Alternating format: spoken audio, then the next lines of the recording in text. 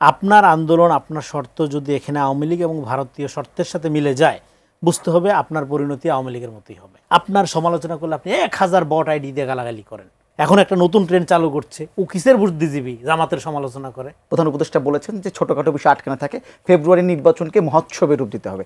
ফেব্রুয়ারি নির্বাচন নিয়ে এখন নানা ধরনের শঙ্কা দেখা দিচ্ছে, উৎসব কি হবে তাহলে? হ্যাঁ, উৎসব হবে। যদি দেখেন এখানে রাজনীতিটা কোন জায়গায় আটকাচ্ছে, এটা আমাদের গুরুত্বপূর্ণ জায়গা বুঝতে হবে। সেটা হলো জাতীয় স্বার্থের রাজনীতি আর দলীয় স্বার্থের রাজনীতি।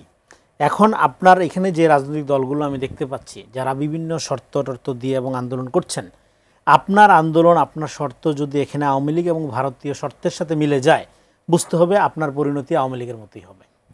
এবং এখানে যারা নিজেদেরকে সবচেয়ে শক্তিশালী মনে করবে, জনগণকে, সাধারণ মানুষকে, নাগরিককে আন্ডারমাইন করবে এবং মনে করবে যে নাগরিকরা বাধ্য তার কথা শুনতে, তাকে বেছে নিতে, সেই সবচেয়ে জনপ্রিয় এবং জনপ্রিয়তাটা কৃত্রিমভাবে তৈরি করার জন্য নানা রকম হুজুগ হাইপ তৈরি করবে।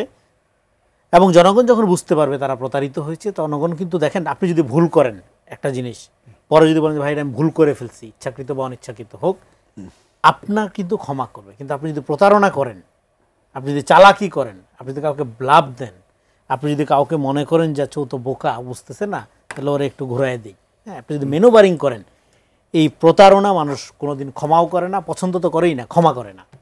আপনার কোনো রাজনীতি থাকবে না।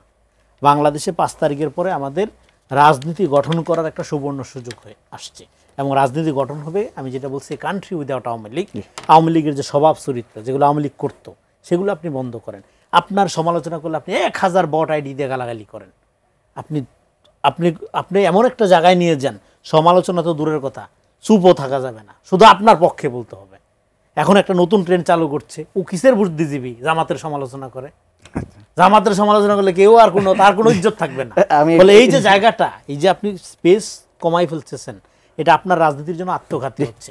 আমরা চাই বাংলাদেশে জামাত ইসলামী, বিএনপি, এনসিপি আপনারা জাতীয় স্বার্থের রাজনীতিটা করেন। এই মুহূর্তে দলীয় স্বার্থের রাজনীতি করার উপযোগী অবস্থায় বাংলাদেশ নাই। সবাই মিলে আগে জাতীয় স্বার্থের রাজনীতিটা আপনারা করেন।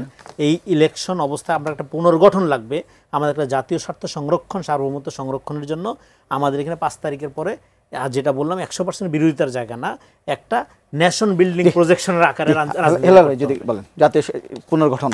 দেখেন, জাতির পুনর্গঠন হচ্ছে আগে জামাতের একটু আপনার পুনর্গঠিত হওয়া উচিত। পুনর্গঠিত মানে আপনার সংশোধন হওয়া উচিত।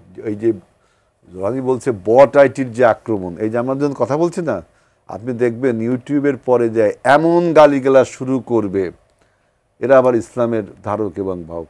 ইসলাম ধর্মকে পচানোর জন্য এখন ইসলাম ধর্মের একজন লোক ইসলামিক রাজনীতি করে, তিনি এখন এখানে দিয়ে গালি লিখবে, পাগল ছাগল উল্টা পাল্টা বলে বট আইটির মানে এই যে বাহিনীর আক্রমণে, এইটা তো আপনার ইসলামের সাথে যায় না।